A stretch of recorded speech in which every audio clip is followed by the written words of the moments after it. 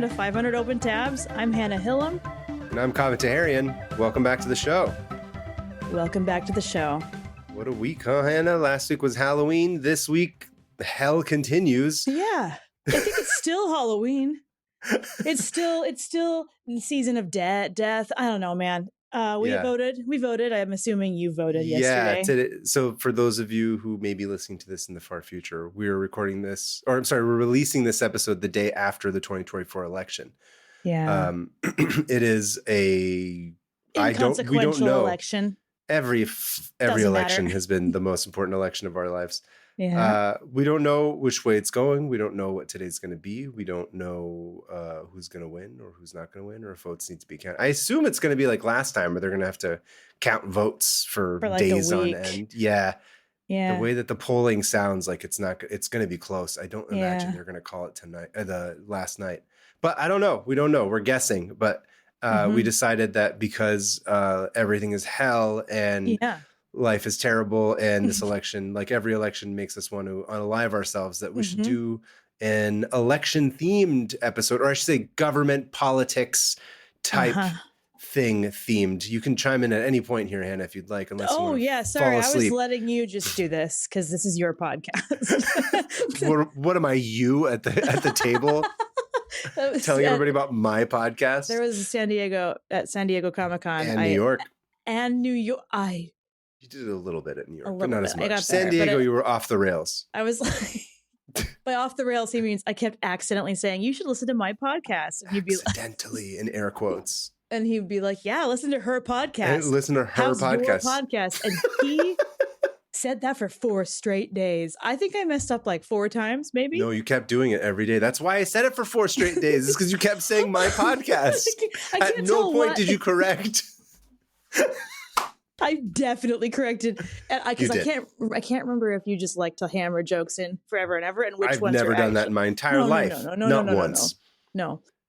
Anyway, welcome to my podcast, everybody. Today we're going to talk about politics, but in a fun way. Political way, political stuff. We've prepped our tabs in advance. I'm excited to do mine. I think I realized late before we started recording, I was like, oh, you know what? I've been having guest hosts on. And then you were gone, and I was like, oh, I think you're going to blah, blah, blah. Did I go first last week? I can't remember. I have no idea. I have no idea either by the time that we recorded this. Oh, the Halloween episode? Yes, you went first. I went first. Okay, so in that case, you should go, unless I should go, whatever you want to do. No, I can go first. Okay. This is I really had to rein it in, by the way, with this one, because, of course, I did the thing where I'm like, oh, this is going to be easy, and it wasn't. So I'm going to start with that. I still haven't learned. Also, I haven't recorded in a month, so forgive me. Yeah, I don't know how to do this anymore. Who said you knew how to do it from the beginning? The truth comes out. How dare you? All right, so this election's crazy, right? And so I was like, no, I mean, not this election. Sorry, I take it back. This election was great. Everything went how we wanted. Normcore as shit. We're not watching the world fall apart on our screens before our face. No. It's fine. So I was thinking, what other elections were off the rails? Because this can't be the first insane one. Turns out it is probably the most insane one. But there was a crazy one too that happened in 1872. Okay. So the election of 1872 was an interesting one for many reasons. The first being that President Grant beat Horace Greeley with a massive margin, because Horace Greeley straight up died before the votes were counted. Horace Greeley. He looks like Greeley. He looks like he's being propped up in all these photos. He looks like he's Weekend at Greeley's. Yeah. Weekend at Greeley's, except it's it looks like he just looks rough, you know? Anyway, he died. And 3 delegates still tried to elect a corpse. Of course they would. Yeah, why would everyone hated Grant? He was so corrupt, apparently. I mean, what's new? And so they still tried to elect a corpse to the presidency, but they were stopped because they're like, technically he's not alive, so we can't have a corpse for president on account of him being dead. Listen, corpses being president, I'm okay with it. They're just more of a figurehead. They just sit there. They don't bother anyone. They don't weigh in on bad things. My goal is to become the United States' very first corpse president.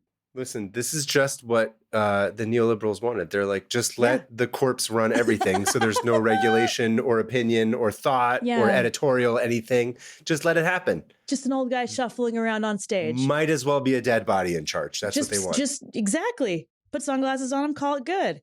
Call it a good. Well, now we do actually elect corpses, but this was the first time someone tried to do that. And democratically elected corpses, let's admit. This is some delegate bullshit. Right? Let's just I don't even know what we're talking about anymore. I'm just making. Give me a second. Let me get to it. Believe women. Corpses. Hashtag believe corpses. Hashtag yes, all corpses. Hashtag corpse rights. Greeley, what was his name? Oh, I don't care. Weekend at Greeley's. Weekend at Greeley's. He just dies, right? Just dead. And everyone's like, oh no. And because he died, his party, the liberal Republicans, which is hilarious sounding, were like, they collapsed because no one cared anymore. And they divided up and gave Grant a landslide victory because he was alive, which it's a pretty unfair advantage. If you got that going for you. But aside from Greeley, living privilege. Hashtag no more hashtags. Hashtag's not even a thing anymore. Like we're dating ourselves for like 15 years making hashtag jokes. What do people do anymore? They just I don't know. Just stare at TikTok like they're like iPad kids at the restaurant, just like TikTok. I want someone to unplug all of it. Unalive us. There it is. Corpse unplug us. Make me a corpse. Do whatever you want. Make me president. I don't care. Roll me into the bog. I would love that. I'm yelling. Just make me president. Here's what happens. I die. Wheel me into the Oval Office. Take some pictures. Take some pictures. You can be in there. You can make my hand go like this, like thumbs up. I'm weary, dude. This presidential campaign. I'm weary. I can see the ads now. Hannah Hillam. She's dead. That's her slogan. Hannah's dead serious about income president. Inequality. Hannah's dead serious about workers' rights. Yeah, Hannah's rival breathes oxygen and has blood flowing through the. He still requires food and air. Vote Hillam. A vote for Hillam is a vote for death. A vote for Hillam is a vote for kill him. Kill him. Kill him. Oh, kill him, Hillam.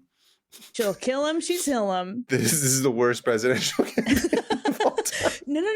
No. I'm going to be the first dead female president, all right?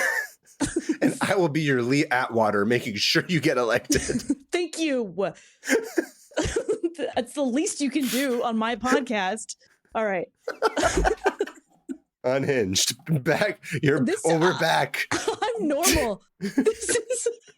This is normal. Aside from Greeley, another candidate caused some issues by being arrested 3 days before the election. And this candidate was arrested by federal officers who came to their house and arrested 3 people, including the candidate. And they were imprisoned for 1 month. The person who was arrested was Victoria Woodhull, the first woman to run for president, 50 years before the vote for women actually was passed. So Victoria Woodhull, this lady is nuts. She's nuts, dude. Why? Why are you laughing? Did you do this Woodhull? one too? I know, Woodhull. It's Woodhull. Woodhull. Oh, like Hull. I can't even say anything to you. Woodhull. I hadn't thought about that. Yeah. I know. I'm sorry. Okay. I'll be worse. Okay. I'll be worse. I promise. Okay. By the way, listeners, this is coming off the New York Comic Con trip where we might have some manic energy. Okay. So Victoria Woodhull, she was born the 7th of 10 children in Homer, Ohio, to 2 traveling grifters named Reuben and Roxy Claflin. All right. Oh yeah, she saw some 1800s ass names. You have no idea how. I'm Reuben, and this is my wife Roxy, and we're a couple of hustlers trying to get you some snake oil that you need. I was just about to say her father was a physically violent snake oil salesman. Yep, they all are. And her mother was an illiterate clairvoyant who was really into spiritualism. So interesting. These 2 are like, what's the musical you hate? The people that are like, all of them. What are they? The guys, the French ones. You're going to have to be more specific than that. Les Mis, the guys. Les Mis. You know, famous, my favorite song from that show. Master of the House. Help. You're not even going to tell me? I don't know. I only watched it one time, and then I immediately deleted it from my brain. I'm jealous of you. Like those ones, everyone's like, it's this. It's like half of our listeners are from Musical Splaining, and they're so mad right now. They're like, you know. Was that a song from? Honestly, I don't remember. Master of the House. Oh, I don't remember. I legitimately don't remember. We have to move on. Okay. Grifter parents, snake oil salesman, and a clairvoyant. So Ruben and Roxy. Yes. Roxy was a follower of Franz Mesmer, which is where we get the word mesmerize or mesmerizing. I don't know anything about him. Because he was like this guy who did that. They named it after him. He was a medium. He was so hot. I'm just kidding. I have no idea what he looks like. Because grifters are going to grift no matter what. Her family moved constantly. They started off in Ohio, and then they burned down their own barn. The dad made sure he insured it really well. Yeah. Burned down the barn, and thankfully the mother knew that this was going to happen because she was clairvoyant. She knew that she knew. And then they went to collect the insurance money, and everyone's like, "This is so obvious. You just took insurance out on it like last week, you psycho." And he got just in time. Just perfect timing. Yeah. And then he was run out of town by his neighbors. And so his family's like, we need our dad or whatever. And the majority of the town was like, no, you don't. And they had a fundraiser to earn money to pay for the rest of the Claflin family to also leave Ohio. So they were like, I don't understand. You raise funds to throw them out? Can't you just throw them out? They all hate them. Well, how are they going to get anywhere without a train ticket or whatever? You just push them into the train or something? You said there's 10 kids, right? Yeah. So they're like, let's have a fundraiser to get these guys out of our hair. So they traveled the country. How do we get that? We should do that for podcasting. How do we get people to give us money so that we stop podcasting and we finally become rich? I think we have to do true crime. Oh, no. We just got solemn. I was like, that just got really... just got real solemn. Oh. Anyway, so they traveled the country. Guess we're not pursuing that. Anyway, continue. Sorry. No, I don't want to. I'm sick of true crime. I don't want to either. Yeah, fine. I agree.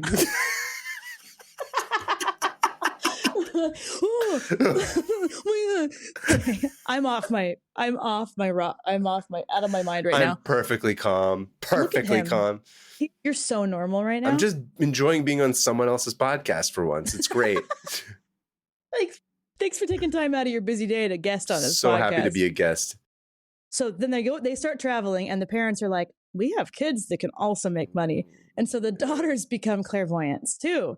So at this point, Victoria... It's a genetic trait that's passed on. A grifter, the grifter side is definitely genetic. Yeah. And Victoria Claflin and her sister, Tennessee. By the way, Tennessee's a good name, though. They call her Tenny. And Tenny's dope. But Victoria's middle name is California, by the way. Her name was Tennessee. Why not California? Right. They're anyway. So Victoria and Tennessee become these child clairvoyants, and their parents are like, "We're going all over the place," because like at the time, everyone loved a good weird family of clairvoyants because it was like fun and spiritualism. You know, you talked about spiritualism in that one episode. Yeah. But the skeleton. It was like the reality show of their day, basically. That could absolutely be a show right now where it's like the wives of clairvoyant Mormons or something, and they would just make it a thing. Okay. Victoria was a full-blown believer in this, by the way. But she also understandably hated her dad because her dad, like hit her and stuff and was horrible. And, you know, so she took the first opportunity to get out of there when she went to a doctor's appointment, and the doctor, she was like, I'm going to marry this doctor. Well, it wasn't her choice. She was 15, and he decided that he was going to marry her. He decided he wanted to marry her. The family doctor, who was not a good doctor, by the way. He was really not talented. And he was 11 years her senior, and they got married. And unsurprisingly, the man who marries a child turns out not to be a good dude. What? I know. I was really, really hoping for pedophiles to come out on top. Hashtag not all dudes who marry 15-year-olds. Not all pedophiles. Cancel me. Release me from this. Release me. Just kidding. I deeply, deeply do not want that. Okay. So this 15-year-old, of course, gets pregnant pretty quickly, has 2 kids, Byron and Zulu. Zulu? So, yeah. Okay. Zulu's her daughter. Byron is born with like a disability, and which Victoria believes was caused because her husband kicked her in the stomach when she was pregnant, which is horrible. So awful. This poor girl has been physically abused her whole life, and now she finds herself in a marriage she can't get out of. So this goes on to be a huge moment in her life where she's like, oh, I think maybe women are people too. Oh. Maybe we should like. Interesting. Expand on that. Yeah, I think maybe they don't deserve to get kicked in the stomach. Like, I know it's really radical. I'm going to be every other podcast, be like, what? Interesting. Interesting. But like, what about what I watched on YouTube? The video of the guy kicking people? Are you saying that that guy said, Truck Balls 69 was sitting in the cab of his truck, and he said he's yelling. They're not. So are you saying that guy's wrong? I am saying that he's wrong. That I know it's fun. It's you love a yelling man in a truck, but sometimes you just got to read through the lines. But he was wearing Oakleys. I mean, I just pictured this doctor wearing Oakleys and yelling at a truck. My 15-year-old wife hates me. She suddenly wants me to treat her like a human being. Anyway, gross. I hate that that's still happening. He's going to be called Dr. Oakley from now on for the rest of the story. Dr. Oakley. Oh, he's about to leave this story. The only thing she leaves of it, the only thing that he gives to her is her last name, Woodhull. Yeah. Okay. His name was Channing, by the way, like Channing Tatum Woodhull. Channing Tatum. Woodhull. I'm a disaster. Okay. So I was so calm earlier. You saw me. So yeah, he turns out to be a terminal POS, as my cousin Ella says. Yeah, she was saying that a lot. She was an abusive, alcoholic womanizer. They stayed married for 10 years until she was finally able to leave him because her family's like, just come back and work for us as a clairvoyant. So she does. Through this clairvoyant business, she starts talking to a lot of women, obviously. And they're like, oh, my husband is awful. Oh, my husband's a drunk. I have to, I need an abortion and I can't get one. And so she starts realizing like, we're all slaves. Mm-hmm. And she develops this opinion that maybe women are sold into slavery by their fathers and that their husbands are their masters. And so no one likes hearing that. So she, but she decides that's pretty much what marriage is. You have no control over yourself or your body. And, the controversial opinion that maybe your body belongs to you, but not someone else. She finally left this guy, right? At the time, she's working with her family again. Her sister, Tennessee Claflin, they become really close. And Tenny is currently a healer. They've made her a healer in their little family business. And she's healing cancer patients. Yeah. With magnets. So there's a magnet business going on. And Tenny gets charged with manslaughter after one of her patients. Somebody dies of cancer. And so Tenny and... Manslaughter is an interesting charge.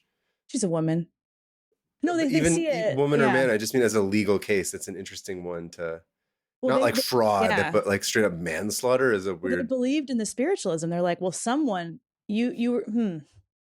That is an interesting charge, right? Because you wouldn't have said like, oh, someone prayed for me and then like I didn't not die after they prayed. Like you wouldn't charge a priest or something for like praying. Right. So why would that... I want to look into that. Why would the magnet thing be manslaughter? Unless somehow the magnets like made the cancer worse or something. This is an aside. I'm just sort of curious about that. Yeah, me too. I have no idea. But anyway, she got out of town. They end up moving to New York City because she's like, we're going to make money on the stock market. Yeah. Oh, stonks. Oh, just wait till I wrote stonks in here. Oh, they go to be some stonk brokers. Stonk bronkers. We're going to be stonk bronkers. Stonk bronkers. So Victoria Woodhull and her sister Tenny show up to New York and she realizes quickly that I can't actually buy stocks because I'm a woman, which pisses her off even more. So she had just met this new guy named Colonel James Blood. We got another guy with the last name Blood. Jim Blood? Jimmy Blood. Jimmy Blood. And this guy was like a super into like human rights and like a reformer, and he was a feminist. It was really interesting. They kind of were a good duo. He divorced his wife to be with her, and he helped her and Tenny be able to buy and sell stocks, and they made a bunch of money. Nice. Which then caught the eye of none other than Cornelius Vanderbilt. Oh. Who was like, these chicks are pretty hot. Literally, he was just like, they're hot. I'm into this. Let's get them going with a stock brokerage. So now these two sisters with the money from Cornelius, who they may have had an affair with, one of them may have had, we don't know. They opened the first female-owned. They were the first women stockbrokers on the on Wall Street. What is it? I don't even know the words. On Wall Street in American history. And I feel conflicted about this. So do I. Yeah, I'm like it's cool that there's girl power. The worst thing ever is capitalism. The stock. Yeah, absolutely the worst. And like stonks.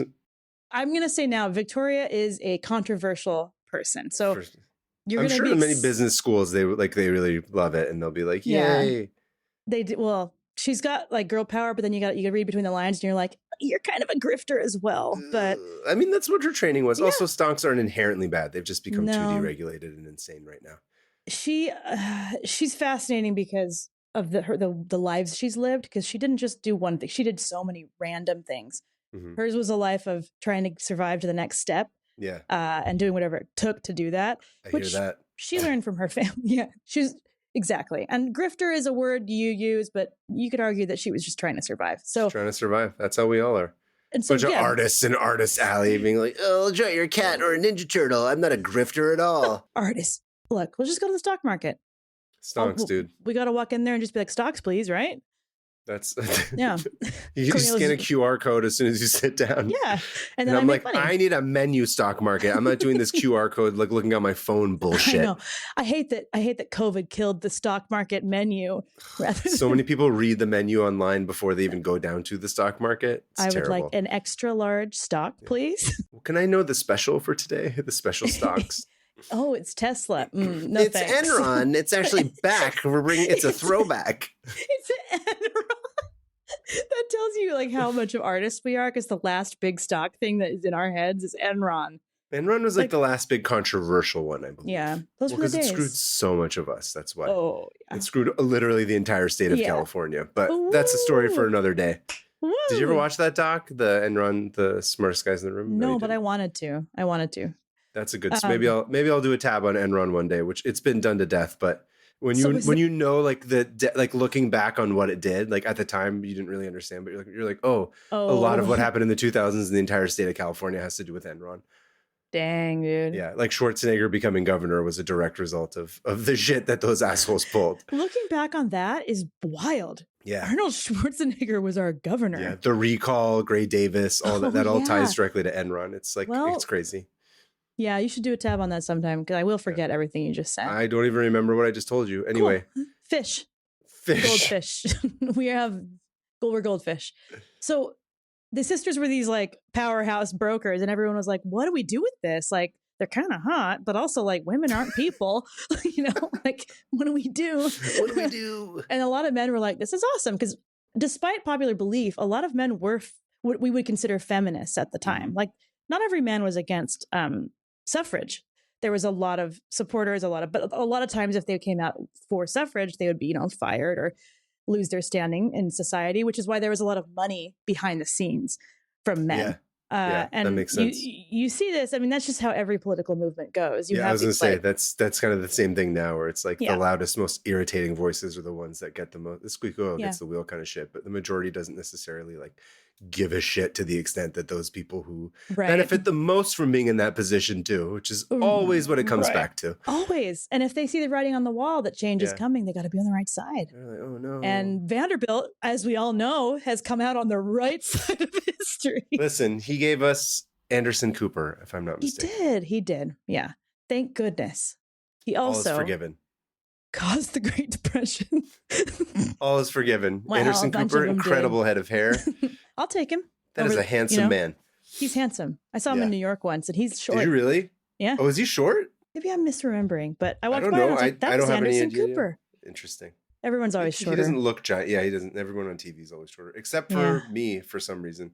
You're tall. I'm 6 feet tall, but like most people are like 5 foot whatever. They're like 10, 5'8" or 5'7" or something. Yeah, we don't know much about the friendship between the Vanderbilts and the Claflin sisters, but some say he was the lover of one of them. But and that Tennessee Claflin was mischievous, kind of flirtatious, my kind of girl. And I think that they were having an affair, and he was wanted to marry her. But Woodhull and Claflin went on to make bank because part of this brokerage was them being mediums, being like, oh, we're actually clairvoyants. And they told they told a bunch of rich dudes what to buy and sell. And sometimes they would do that and benefit from it, because why wouldn't you? Insider trading. They were like, actually, we understood what was going to happen. They were using witchcraft for insider trading. That's absolutely what I would do. Oh, same. Yeah. Which they were nicknamed the bewitching brokers, and no one knew what to do with them. It's a pretty good name. I know. Accused them of sexual immorality on account of them being in public without a man, and also making money without the presence of a man. And then I wrote stonks. So after Take being, that. and then the papers were like, "Can you believe these petticoats in the stock market?" And meanwhile, they're just like banking on bewitching brokers. The bewitching brokers. Anyway, after being the newly minted money sluts or whatever, thanks to the stock money sluts. That's what they are. They're like, well, we are rich and everyone thinks we're sluts. I really want to be a money slut one day. God. Me too, if I could. I just want to be the money part of it. I don't care if they think I'm slutty. That's fine. I just want be your money. Pimp. I'll take you to Wall Street. Please you could be the money slut. I'd just be like, the Persian is seeing things as they happen and unfold. Divest all your fortunes away from Tesla. And give them just to me. To me, my stunk. Gross. Stunk. So now they're, like I said, newly minted money sluts. They're like, you know what we need? We need to make our own newspaper, because Victoria will not stop. She won't stop. She's just like, and in her head this whole time, she's like, I kind of want to run for president. That's right. Oh, I just remembered that was the entire point of the stab from the beginning. Yeah, this she's nuts. And remember, she gets arrested for running for president later. So we'll get there. So she has this paper with her sister, and she's like, this is my platform. I'm going to have my platform. I'm going to put this out. And I'm going to say the most insane things in this paper possible to get sales. Oh, Truth Social, basically, is what she's doing. Yeah, but way more feminist and way more like she wrote about legalized prostitution. Because she argued that marriage is pretty much legalized prostitution. So why can't we legalize actual prostitution? Yeah. Which all the feminists were like, don't, shush, don't, come on, man. You're not supposed to do that. You're messing with our thing. Because, the feminists and suffragettes at the time were all very wealthy white women. Victoria kind of thought that was, lame, because she's a poor, also white woman. But she saw the issues among that. Like, you can't even break that ceiling into the upper class unless you have money from your husband or whatever. So that pissed her off. And she'd also talk about how sex education should be accessible to young people, which is duh. So far, we're like not hearing anything bad yet. No. Nothing is bad. Unionism. She supported unions, workers' rights. Union girl, like it. Women's rights. Before you get too on her side, I will say that she has some problematic. I was gonna say, this is you've done me dirty like this before. That's why I'm telling you right now. You're like, actually, she was also a full-fledged Nazi. I wouldn't say Nazi. Oh no, that was where it went. No. It always comes back. It's the 1880s. Everyone's kind of like, whoa, what about eugenics? And her view on eugenics was that she doesn't want kids to be born with disabilities because her son is so mentally disabled. So that's her thing. Proposing? That she wants people to marry healthy people. I don't know. Oh, I see. I couldn't find anything on racial stuff. She's saying people with disabilities shouldn't reproduce is essentially the argument that she's making, or what? Yeah. Yes. I see. Yeah. Well, I won't be voting for her. No, I won't either. And you know what? No one else did either. So good. Just letting you know, a lot of people at the time kind of thought this way. She's all just push them. Yeah, well, of course, unfortunately. Which, not meaning it's good. I just don't want you to get too excited about her. I don't care about anything, okay? I know. I can see it in your eyes. It's just dead. For all of you who aren't watching on YouTube, subscribe to YouTube to see the death behind my eyes. To see the nothingness behind his eyes. Oh, scary. Your whole face went slack. Ugh. Yeah, it's because I opened up Slack and I was sending messages being like, stocks and broking the ad copy for the new ad spot is ready if you would like to approve of the script. Thank you for the changes. I would like to go ahead and record them. Anyway, sorry, continue. He's dead, guys. We may as well vote. We may as well vote for him for president. Dang it, you beat me what to if it. What if I ran against you? Who would you vote for? My corpse or Hannah's corpse? I don't want to ask that because they're gonna vote you in. No, they're not. 100% they're going to vote your corpse in over mine. You think so? Absolutely. That means a lot. I'll make you my running mate. Listen, I'm not going to be a vice dead president. I'm just going to leave and go back to a place that I was never from, but Iran, I guess, and just be the dead president there. Somehow you overthrow as a corpse. Overthrow the Islamic. Exactly. You're like, oh God, that'd be pretty cool. Anyway, stop talking, Hannah. That's what I want to say to myself. I was going to say stop talking, comment. I was like, I should. I'm sorry. Continue. No, I don't care what you do. So, I'm keeping it chill. I'm on track. Everything's good and normal. We're going to land this plane. It's going to be great. I bet the election yesterday was so good. Dude, it was so relaxed and no one's stressed out right now. Fell asleep. It was so good. You would fall asleep like during the insurrection. I will have you know that the last insurrection, I stayed up all night watching. Did you really? I had a 3-day-old baby and I was like, couldn't sleep anyway. So I was just like, no, that'll do it. All op-ed, every single thing. I was just like, oh, I read every single article there was to read. I watched it unfold in real time while I fed my kid. Anyway, the newspaper. So they also published stuff on vegetarianism, socialism, shorter work days, and the freedom to wear whatever you wanted as a woman, such as short skirts, which at the time just meant to your knees. And the Victorian era, they were just like, how dare you be such a slut? That is insane. You're going to show your legs?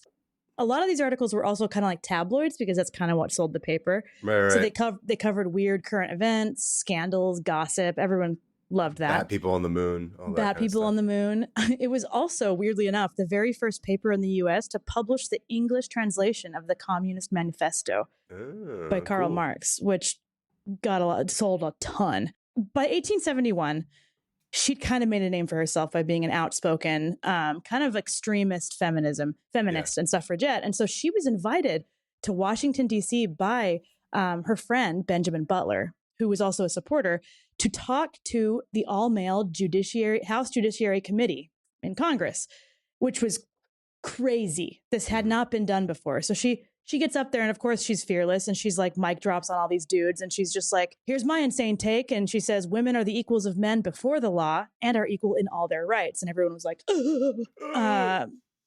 And then she went on to say that women, and she argued like women already have the right to vote, you guys, under the 14th Amendment, which stated that all women and men are citizens. Yeah. And then in the 15th Amendment, you gave all citizens the right to vote. The right to vote, yeah. They were like, oh, wait, hold on. Wait, oh no, what have we done? That's not what we meant. We said women were people. Oh no. The 15th Amendment is They're also... like, Rob, you said that this was ironclad when we made it into an amendment. Can you please get her out of here? 15th Amendment also abolished slavery a year before. So Victoria argued that technically women were slaves. Here's where I'm like, Vicky, come on, let's stay in our lane. She's like, well, we're slaves too. We've always been slaves. So the 15th Amendment, gets, frees us too. And everyone's like, oh, and all the other feminists. We expect a YouTube apology video very quickly after this. Well, all the black feminists were like, maybe don't. Not sure about that. Yeah. The rich white feminists were like, ew, like, don't. We're not slaves, She just wanted to say whatever she wanted, and she did. Sure. So, Vicky, chill. And she threatened all the men by saying, if you don't include us in the government, we're going to overthrow all of you, and the motherhood is going to take over. Oh, interesting. And everyone was like, oh no. What is the motherhood? I don't know, just women running the whole thing. It's like an Illuminati of women who are like coming together. It's like the Bene Gesserit from Dune. Yeah, except, actually, I like Dune. That's my hot take. Okay. This, of course, made everyone really mad, and they refused to even hear her out. And a ton of papers were like, look at this dumb idiot. Look at this stupid woman. dumb stuff. Even Susan B. Anthony was like, all right, well, you need to take it down some notches. You can't just say that we're not property. Right. Like, we still have husbands. Nobody hated her more than this guy named Anthony Comstock. And if that name sounds familiar. Like that, yeah, it does. That's for a reason. He considered himself the protector and defender of morality in the country. Oh, great, because we need those. Yeah. And he decided this because just on his own. He was a Union soldier, and he was like, we should stop smoking as soldiers and stop drinking alcohol and don't look at any more porn. Huge fan of his. He was great at parties. Such a dork. And everyone was like, you suck. He also wanted everyone to stop swearing, and he called himself the weeder of God's garden. So, you know. I hate this man. Fun dude. And he hated Victoria. And he was like, I'm going to find a way to bring her down. So here's where things turn. So she does say, okay, I want to run for president. And she gives this speech where she says that she is a huge proponent of free love, which up until now, everyone has been like, yeah, we're kind of with you. You're a little much, but we're kind of with you. And a lot of men are like, yeah, we're with you. Free love, though, this speech was like, I believe in free love, which meant something very different back then. It meant she believed in monogamy, but she also believed that she had every right to change her mind and ask for a divorce at any time. Because at the time, women weren't allowed to get divorces. Yeah. Even if they were being, marital rape or beaten. And she was saying that's called free love. She wants to be a free woman and free to love whom she wishes. So later on, it's like free love is just like do whoever you want. Bang everybody, right? She in also the 60s believed, anyway. Exactly. And she also believed that women's sexual organs were their own property and that they belonged to women and nobody else, and that they had rights over their own bodily choices. Things we don't. Things that we're not allowing now. Yeah. So these beliefs, this is when everybody was like fully turned against her. They're like, whoa, free love? Your vagina's your own? I don't think so. And all these other feminists were like, no, you're a little too extreme. This is crazy. We can't just start like this. We have to start slow and work up, including Susan B. Anthony turned against her. The Beecher sisters, Harriet Beecher Stowe and Isabella Beecher, they and many others distanced themselves. And when she finally announced she was running for president, they all cut ties. And so she was kind of left alone. No endorsements. No endorsements. But she did. The people who were not in agreement with Susan B. Anthony and the rest of the white, rich feminists were like, no, we're going to start our own party. Screw that. And we're going to let men come. So the Equal Rights Party was formed. And she elected to be the candidate for that party. And they also elected Frederick Douglass as the vice president, even though he wasn't there. Didn't consent to it, and full on just was like, I don't have anything to do. What are you talking about? I don't even know you people. But it was her attempt to be like, look, we also want black people involved. Like courting the black vote in the most condescending way, just not even asking for his own consent to be a vice presidential candidate. One of the most influential abolitionists. Yeah, you can be my vice president. At least put him in the cabinet, like give him a real job. Full on white woman move right there.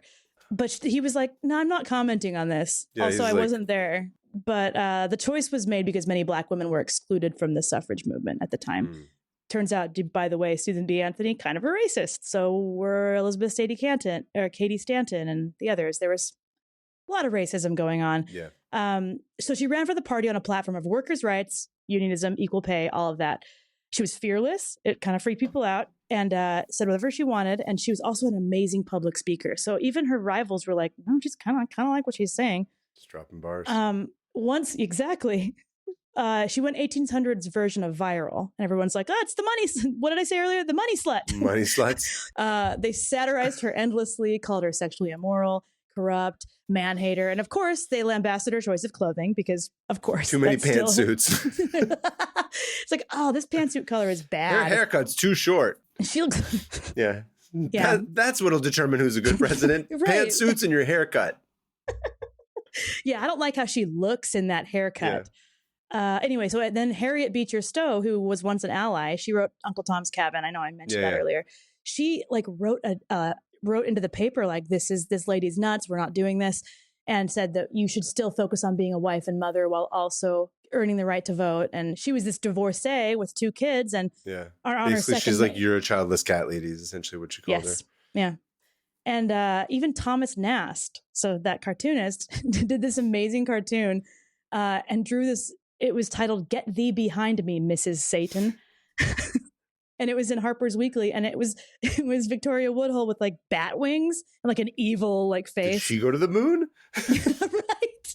It looks a lot like that. Oh, did you grab the picture? Of course not. Will you type in Thomas Nast, Victoria Woodhull? Because it'd be fun to have you describe it. All right. So she's literally got devil horns with like bat wings, and she's holding up a sign that says "Be saved by free love," and she's on some sort of a cliff. And then behind her, there is it looks like a woman carrying 2 children and then a drunk guy on her back. That's her husband. Is that what it is? Yeah. So is this supposed to be an insult? Because that looks metal as shit. That looks like being married sucks. And you have a dumbass drunk husband and these stupid kids that are hanging on to you. Meanwhile, you get to be an evil bat and like fly away and be cool and wear an awesome goth dress. I don't know. Is this supposed to queen? Goth queen. Is this supposed to make me not want to vote for her or what? It is, but it kind of backfired. So that woman, the woman behind her is saying, I'd rather travel the hardest path of matrimony than follow in your footsteps. So pretty much saying, I'd take a drunk husband and too many kids over the right to vote. Basically, I prefer to make my life more difficult for no reason. Which is funny because I guess it played on like women at the time being like, yeah, that's my life and I do my best, but in the end, it's like, that looks horrible. It's called the sunk fallacy. It's exactly. Victoria did have supporters though. So many people hated sunk cost fallacy. I didn't finish my thought, but yes, continue. Oh, I think everybody. I understood. I don't know. I don't know either. Victoria did have supporters, even though everyone was like, "You suck." Everyone hated Grant enough to be like, "Yeah, maybe we could like vote for the lady." And she was respected by a lot of people, but she poured all of her money into her campaign to the point where she was running out. Stock market money had run out. She was feeling desperate, and what happened next is kind of up for debate because the election is looming. Okay. Her paper has been put out of business because she doesn't have money, so she has no platform. And because she talked about dumping a bear body in Central Park. And that she had worms in her brain. How quickly we've forgotten about him. That's how wild this is. It's like 3 months ago, I was like, that was just RFK. A footnote. Now, who is he? I don't know. Doesn't matter. He never mattered to begin with. Worm brains. Sorry to all of our RFK supporters on this podcast. He's a Kennedy. That's the craziest thing. He's a Kennedy. And he's like, worms for brains. Worms for brains. I'd vote for the worm. So her paper was gone, but she brought it back right before the election because she wanted to do one more expose. Okay. Which I will say right now is a shot in the foot. She shot herself in the foot because all of her detractors were pulling their money from her campaign, totally poor. And she was like, fine, I'll show you. And so she writes this whole expose on this abolitionist and preacher, Henry Ward Beecher. That rhymes. I remember Henry Ward Beecher. Yeah. He's the brother of Harriet and Isabella Beecher Stowe. And so the story accuses him with proof of having an adulterous affair with the wife of a close friend, Theodore Tilton. So her thing was like, can you believe this hypocrite preaching Christianity and then like banging this lady on the side? And she wanted to point out the double standards of it, thinking, well, duh, look at the double standards. If a woman does this, then she's cast out of society. But if a man does this, he can get away with it. It backfired big time because everyone was like, how dare you talk about this man? And the tone of her article was really nice and like regretful. Like, oh, I wish this guy had been better. He used to be my friend. I wish he'd actually been an ally or whatever. And sometimes she was trying to blackmail someone for funds or did this out of revenge. We don't really know. I see. Okay. Because it was kind of a bad timing, like a week before the election. Like, come on. October surprise. This is her October surprise. Yeah. And the next column. This is her Access Hollywood tape that she's trying to release. Except it's like full truth. Like, this guy sucks. And everyone's like, anyway, the next column was by her sister Tenny, who was less afraid of just being absurd. Okay. And she was like, she then exposed some guy who was on the stock market, one of these brokers, of being a rapist. And she said, this dude took these 2 young teenage girls and raped them in a brothel against their will, obviously against their will. And this freaked everyone out because they're like, you're just going to make this accusation? Like, this is the Me Too moment, and no one was happy about it. And so part of her article said, put a woman on trial for anything. Let her even so much as go before the courts to obtain pecuniary justice. And it is considered a legitimate part of the defense to make the most searching inquiry into her sexual morality. How is it with regard to men? Who thinks of attacking them in regard to their sexual morality? So pretty much saying double standard. And Anthony Comstock, do you remember this guy? The guy who hates her, the total dork, the bootlicking nerd. The hall monitor. Yeah, the RA. The hall monitor of the Union Army. The RA that no one asked for. Everyone hates him. The straight edge RA who hates swearing. He sees this paper and he's like, here we go. We got him. They walked right into this. And he knows that if these papers were sent to the USPS, they were under federal jurisdiction. And at the time, you were not allowed to send lurid or like slanderous or sexual articles through the mail. And so he hired people to send copies of her paper to him so he could get a warrant for her arrest. So this led to the sister. Isn't that entrapment? Yes. But they're women, Kaveh. Come on. You just got. They're not people. His argument was like they're like ruining everything. Morality of the country. Legally, that holds up in a court of law. They're ruining. It's the ruining everything case of that's the precedent of 1865. He was seriously arguing like the morality of these women are going to ruin the country. This is the new woman. We don't want this. If she has a voice, bad. So they were arrested by federal agents 3 days before the election, taken to Ludlow Street Jail. And the sisters were both very chill. Like they. By the way, the pointing of Ludlow Street Jail was not because I've been to jail. For those of you who are watching and don't understand what the reference was, it's because when we were in New York, we walked by Ludlow Street and remembered the Julian Casablancas song of Ludlow Street. But I just want to clarify because it looked like I got arrested and went to Ludlow Street Jail. Like wink. Anyway, continue. I just want to clarify that whatever, you know. Yeah, doesn't matter. I say what I want. Listen, you're making everything bad, Hannah. I'm going to arrest you. Please. Morally, put me in jail. Put me in jail. So they go to Ludlow Street Jail, and the warden is like, these ladies are so chill for being ladies. He said, there's no womanly exhibition of tears visible. And everyone's like, they didn't even cry once. They didn't cry. They're saying they're completely correct and they have no reason to be here and they're not crying. This is crazy. Women are insane. Yeah. And they were in prison for over a month.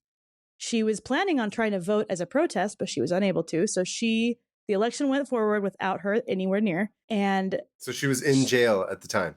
She was jailed because at the time of the election when they were voting. Yes. Amazing by today's standards that would have resulted in a landslide victory. Right. Like someone being convicted of a crime and then I don't even know how many at this point. I've lost count. I think it was like 30 something charges or something. 34 was the last like set that came out, but like there's more on top of that. I don't know how many it is. Great. Where is this Ludlow Street Jail? We should know. Anyway, so there's unfair trials that followed, and then she didn't get out of jail for like 2 months. And she wrote from the jail that night to the New York Herald a letter because she wanted to have it out in the, hey, they arrested me. She said, to the public, I would say in conclusion that they may succeed in crushing me out, even to the loss of my life. But let me warn them and you that from the ashes of my body, 1,000 Victorias will spring to avenge my death by seizing the work laid down by me and carrying it forward to victory. Oh, man.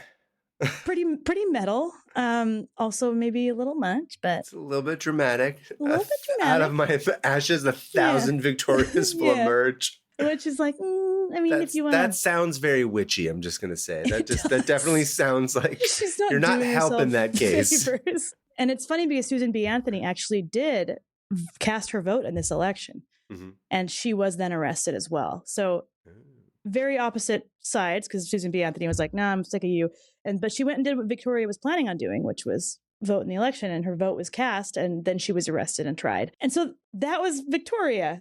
And she was this crazy former child psychic, who became a stockbroker and then like a socialist newspaper publisher and then ran for president and then was a convict. Whoa. She was like a Rockefeller almost. She was insane. One more little follow-up. Vanderbilt pretty much paid her to leave the country after that. Where did she go? England. And then she kind of went back and was like, wasn't her punishment enough? I know. Wasn't being in jail enough that he had to send her to England? Take me back to Ludlow Street Jail. Oh. Anyway, she moved to England, died there, but she was really involved in the suffragette movement there. And there's so much more about her. This was nothing. Go read about her. That's Victoria Woodhull and the first female candidate for president. And hopefully not the last. All right. Definitely not the last. There was many more. What am I talking about? Yeah. I'm unhinged. That's Victoria Woodhull. Hello, friends. Ad Read Kaveh here. If you're like Hannah and I, you foolishly started a podcast without any idea of how to actually make money off of it. So, if you're one of our tens of fans, you can go to nebula.tv/500opentabs and sign up for Nebula in order to help this very mid-podcast stay on for at least one more week, maybe two. Thankfully, Nebula has exclusives like my old friend Lindsay Ellis's latest video titled Trying to Make Sense of the X-Men Cinematic Universe Timeline. The release of Deadpool and Wolverine marks the end of the 24-year run of the XMCU, the longest, single-running superhero movie continuity to date. Since it is all technically supposed to take place in the same timeline, Lindsay, along with Angelina, used their X-Men expertise to make some sense of the whole thing. X-Men? Lindsay and Angie?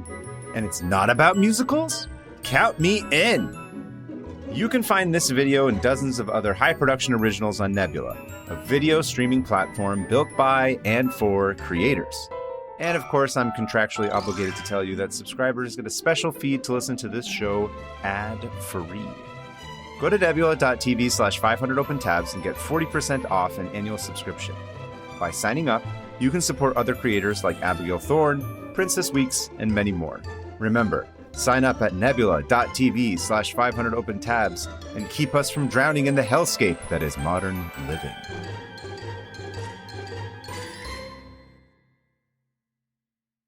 What do you have? What election-themed tab have you brought? That was a good one. Thank you for your tab. That was a lot of fun. You're welcome. So a few weeks ago, you might remember I got into do you remember when I did the Guano Islands Act of 1856? Oh yeah, Shit Island. Yeah, Shit Island. It was really it was fun. We learned about shit. But we also learned about islands. About islands, most importantly. About how laws can shape our day-to-day lives. Yeah. Almost as if being a lawyer can be used for good sometimes. I don't know. I just think me having the right to vote might have been a mistake. I agree. Listen, only if I can vote for you to be a corpse in office. That's the only thing that matters. Gladly. Please. Yeah. But now I'm basically a certified legal historian. So I wanted to tell you about another bit of legal history. You're a civil engineer. You're a legal historian. What's next? So there aren't enough hours in the day for me to sufficiently complain about what an empty vessel disguised as a political leader this dickhead was. And normally, I wouldn't even bother voluntarily bringing him up on a podcast that I have control over. But this story, I thought, gave some context for our upbringings, at least those of us who came of age in the 1980s. Oh, not me.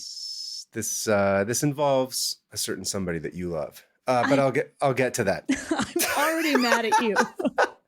Do not roll him out into here and tell everyone I love him. So, a long time ago in a galaxy far, far away, America used to have these things called regulations. Never heard of it. Spelling? I don't know. Regulations? I guess. Regulations, yeah. Regulations. There were these things. They were like these systems put in place to stop giant corporations and companies from taking over every aspect of people's lives and destroying everything we hold dear. I don't know.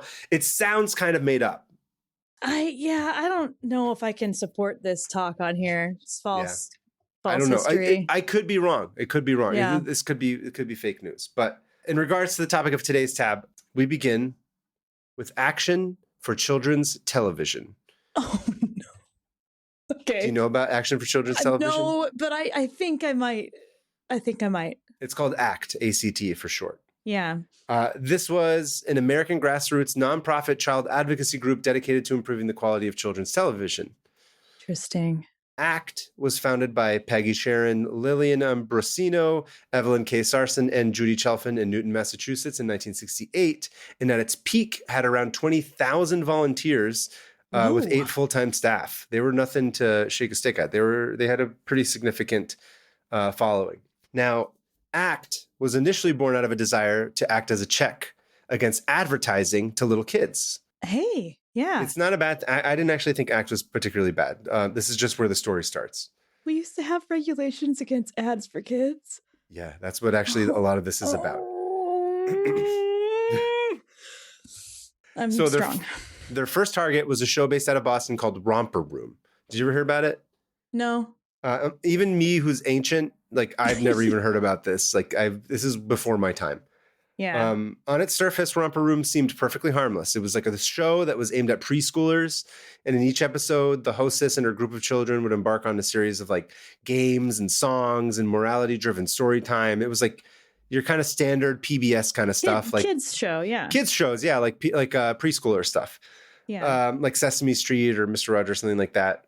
Nothing out of the ordinary on the surface, but what brought Romper Room to the attention of ACT was their line of toys that they would try and subtly sell and promote during the show. Okay. So it was folded in. I know by today's standards, it's like, yeah, that's just what people do. But that used to not be a thing. That used to not be allowed. This was odd. Okay. This was odd. Am I about to have my mind blown? Is this about to like get into some... Never mind. I don't want to promise you that your mind will get blown, but my mind was definitely blown at the sequence of events that happened here. Yeah, so by today's standards, that doesn't seem that crazy, but they used to try and push this toy like in the actual show. As our friend Jack Donaghy used to call it, product integration. Now, remember, at this time, that had long been a tradition into like radio and like soap operas and whatnot. Like that wasn't that crazy. Yeah. Right? But ACT makes the case, I feel correctly, that it's whack to advertise to anything to kids that are that young. Yeah. Regardless of them being insanely impressionable, I'd like to think that there can be some period of our lives that we are not inundated by advertisements. Right. We have no Even idea in what that's preschool. Like. Gives me the ick. Like, it reminded me of that quote from Futurama. I don't know if you remember this, where they started showing ads in his dreams. And then Fry gets all mad and he's like, we didn't have ads in our dreams, only on TV and radio and in magazines and movies and at ball games and on buses and milk cartons and T-shirts and bananas and written on the sky, but not in our dreams. No siree. I do remember that. It's so good. I think about that all the time. He says, and on bananas and written on the sky. Because bananas did. They did. They still do. They still have ads on them. Do? I mean, they technically they're advertising for the banana company itself, but. This is banana partnership with Pepsi. Yeah, it's the worst. Anyway, so ACT puts Romper Room on blast, and then like shit got real. ACT threatened to turn the matter over to the FCC unless local TV station WHDH made the program conform to current regulations. So some of these regulations were sort of loosely in place, but the FCC is like, we don't give a shit about children. Like, this is not important to us. Like, why don't you go smoke cigarettes? I don't know. So with the children, with the children, borrow it from them. You can bum smoke off them. But ACT basically was like, no one's really. I know when people hear about like parental advocacy groups, they tend to think of like super overly conservative or religious kind of thing, which I'm not. I wasn't clear in terms of like what it didn't seem like there was a direct religious affiliation with ACT. There might have been. I'm not going to say there wasn't, but it didn't seem like that was specifically the basis of it, as a lot of them are. They seem to integrate a lot of like psychological studies, and they're like, yeah, this is not a good idea for a developing mind to be having ads pushed to it at that young. When you're 4. So they put pressure on the network, on WHDH. They basically backed down, and so ACT had its first victory. And the group pressured Congress and the FCC to take their concerns seriously, going so far as to getting certain shows they feel were too violent for young kids to be picked up for the 69 to 70 season and replaced with more age-appropriate programming. This tripped me out. You mentioned this, you referenced this earlier, but this blew my mind. So, of course, everyone bitched and moaned, but in an ironic twist of fate, the decision led directly to the development of our one and only Scooby-Doo. Scooby-Doo comes out because of this decision. It's a huge part of my childhood. Yeah. That stupid show. Jeez. I was going to go into like the whole development of Scooby-Doo, which you can read, but literally, even if you go look up the page about it, the first thing is like the ACT like was pressuring companies to put out stuff that was less violent. And like, that's basically what throws this show into development and to become essentially the iconic show that it became. So I thought that was a total trip. Yeah. Seriously, like that blows my mind a little bit, because I just thought that was like any other show where it's like, we made up this cartoon, but really it's like, no. No, it was literally a replacement show. Yeah, it was basically because they put pressure on the FCC. They were like, we're going to put pressure on the FCC to do this if you don't. And then they're like, okay. And then everyone's like, oh, shit, we got to make something that doesn't have like people getting their heads chopped off. Let's make Scooby-Doo. Instead of head chopping off, we're going to rip the masks off of bunch of people. So you still get the sensation of taking the head off of it. Beheading somebody, yeah. Yeah. Which, as you know, all kids need that sensation. Listen, all I wanted as a baby was to be able to chop people's heads off. I was really sad that I didn't get to do it. Yeah.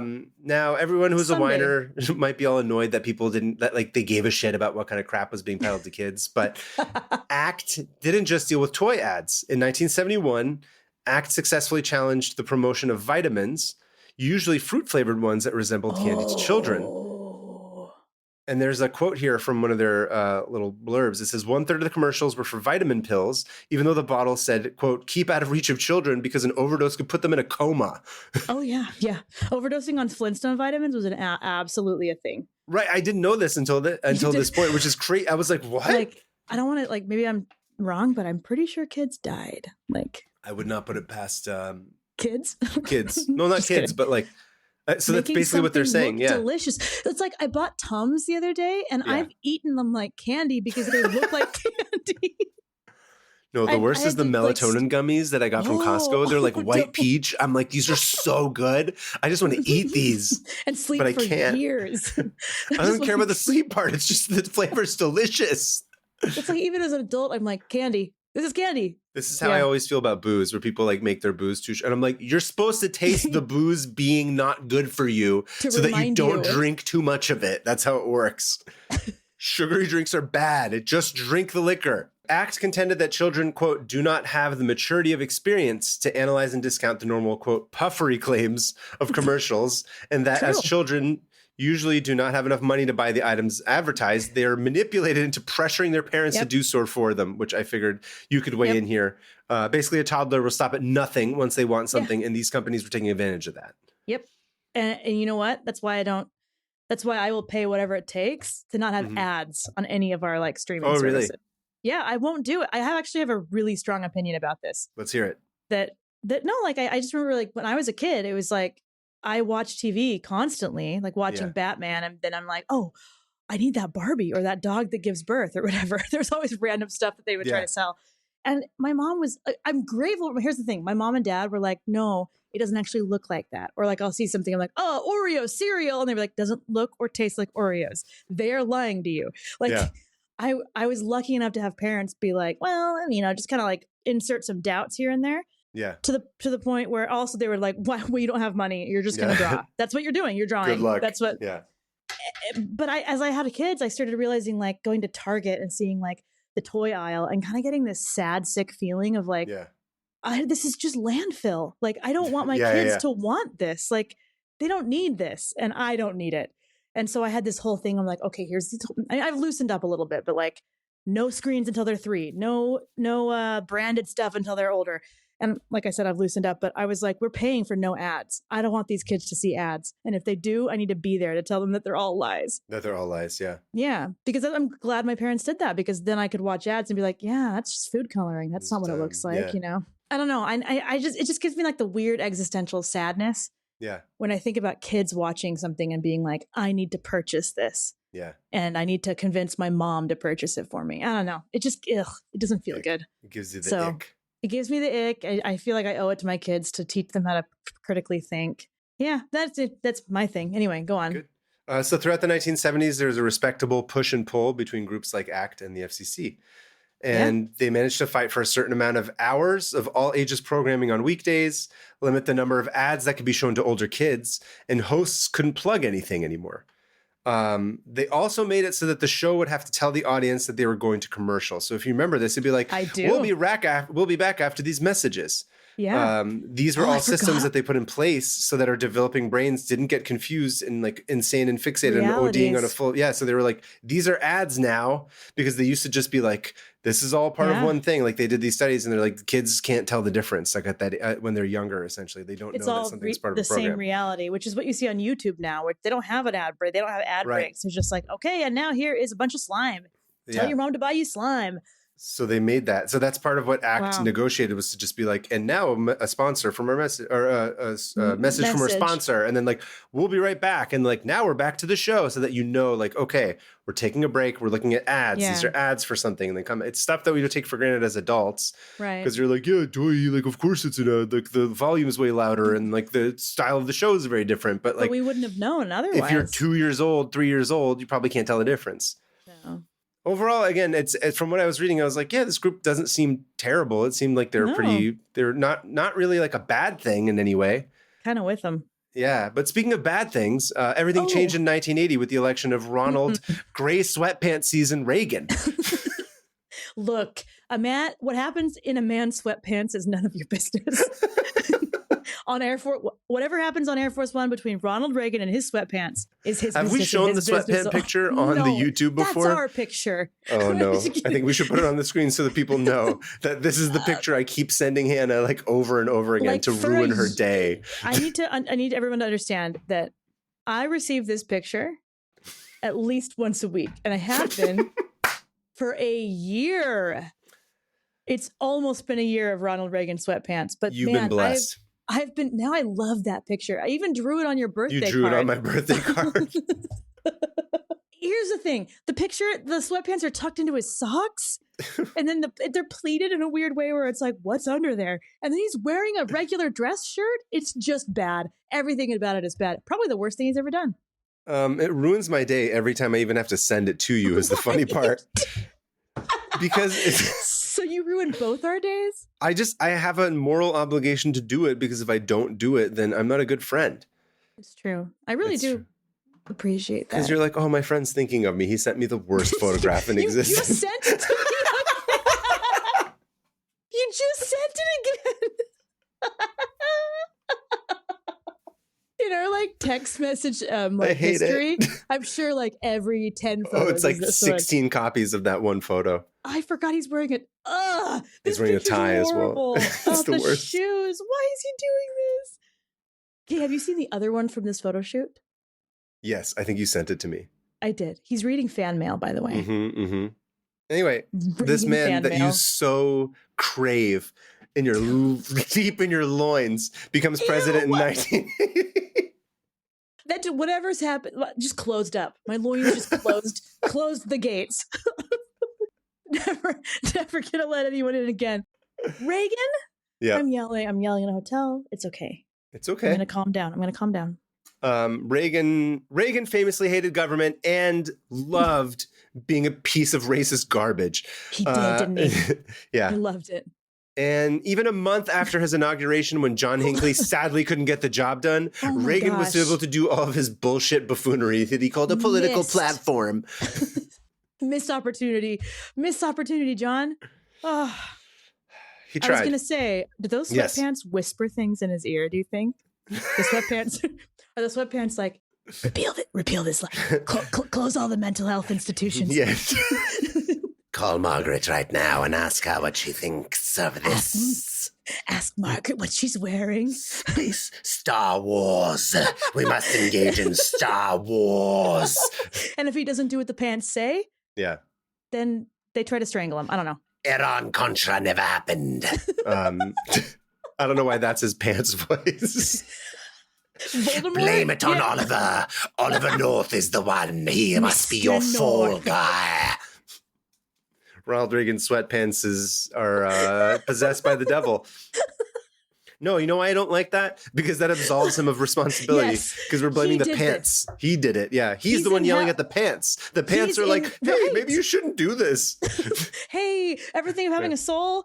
And Ronald Reagan's like, I hate everybody. Yeah. No, here's the thing. That does absolve him, which is why those pants didn't talk like that, because he is in hell right now and he earned that. He earned being in hell. Those pants, they were the victim. The pants were like, I didn't ask to be put on this man's body. Begging to be taken off. Please, Ronnie. Man, this went in a direction that I did not expect, but I love it. I'm back, baby. The pants just weeping and sobbing. Please. Ronnie!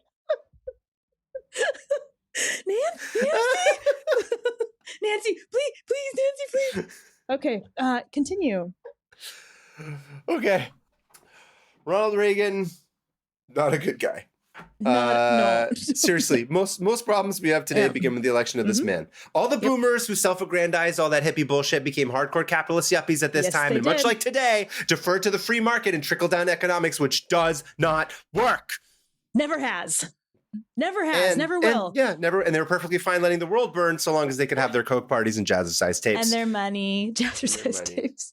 And no, it's true. I had some old dude try to explain why Reagan was the best president, and I just left. I hope you pushed him down the stairs. He don't was do that. My friend's dad. I don't know, maybe. Listen, I'm still mad about the absolute grift we call neoliberalism. And sorry, you people aren't heroes. You're cowards who can't own up to the difficulties of running a republic. Cool. When it comes down to it, you are a Republican. Oh. Girl power. By the way, when I got to this section of it, I was like, I need to cut back all of the anger of this script that I was writing. I had to edit it. Yeah. I'm just stoking it. Like, here, more. No. I'm saying I had written a bunch and I was like, I'm getting a bit off topic. I was like, I probably should scale this back to whatever the actual tab is. But it's neoliberalism is a curse. Not great. Anyway, This is the one political episode that we get to do. So fine. I don't think my politics are particularly like hidden and like confusing. I think you know where it is. Anyway. Pretty obvious. Reagan comes in and he's like, oh, I have brain rot. And all of his money-loving cronies are like, OMG, he's just like us. Oh, circle jerk brain rot. Yeah, and since Reagan was an actor and a hollow shell of a human being who needed someone to direct him at all times, he let the worst possible people fill in for some of the most important roles of government. Yes, and his wife would do astrology every day, and that's how he made decisions sometimes. Perfect. No joke. Not even kidding. No grift there. One such person who was terrible was a man named Mark S. Fowler, whom he appointed as commissioner of the FCC. Now, Fowler, he didn't just have sex with chickens, as his name suggests. I just don't think that's what a Fowler was, but for the sake of the podcast, yes. He also did many different things. He had sex with roosters? I assume so. And pigs? Listen, this is hearsay. I should clarify so I don't get arrested for slander. He did many different things, but as it pertains to this tab, he did our favorite thing that we love. Mm-hmm. And he comes in and he's like, oh, this is a First Amendment issue. Businesses need to express their rights about radicalizing your children by making them consumers of the military-industrial complex. Nah. This is the guy? This is where it starts. Where he gives corporations? Oh, okay. This is all under Reagan. This is all what happens. So Fowler, right. I was like, you're going to get annoyed. No, I'm actually angry now. Like, that's ruined everything. Everything, seriously, literally everything. My dad lost a job all the times. Yep. My childhood was dictated by this. Yep. Okay. So Fowler comes in and he starts to slash regulations left and right. And it takes a little bit of time, but then on September 25th, 1983, what happened on September 25th? 5 months? I was like 4 months old, basically. Cute. I was a 4-month-old. But on September 25th, 1983, Pac-Man makes his cartoon show debut. Really? Yep. Your bunny. So Pac-Man, as you know, is a video game property, which means his mere existence as a character in the space is meant to advertise for another thing. Right. Right? So up until this point, that wasn't allowed. Everything had to be like an original new thing. So from this moment forward, the impact of deregulation on children's programming enters this new space that's like totally unprecedented. Cultural historian falling into place now. This is all going to come into place, right? So cultural historian Tom Engelhart noted that between 1984 and 85, cartoons featuring licensed characters increased by some 300%. Additionally, it completely changed the way that cartoons were developed. So in most cases, the toy was developed first, and then the animated program was then used to promote the line of toys. This was not the standard before this. But this is when it starts. It was that cut and dry. Like, okay, toys, show. I thought it was kind of like, look what's happening. Cool. No, they did this on purpose. No. They basically reverse engineered it. So they're like, okay, here's the toy line, and now we're going to write a TV show based around that. So cartoons literally became ads for the toys of the 1980s. Furthermore, some broadcasters were enticed to schedule these toy TV shows in exchange for a part of the profit on toy sales. So they were literal partners on the actual cartoon as well. And so like Marvel and the U.S. military kind of thing? That's the thing we'll get into, but not quite like the U.S. military in that sense, but shows like He-Man and Masters of the Universe and Transformers became these behemoths that still carry cultural relevance to this day. But and those toys are still like collectible. Oh yeah. That's sort of I'll get to that. So no one did this better than good old G.I. Joe. Oh, what's a body massage? Have you seen those? Hey kid, I'm a computer. Stop all the downloading. Okay, continue. Besides being a straight up recruitment tool for kids, G.I. Joe. Jeez.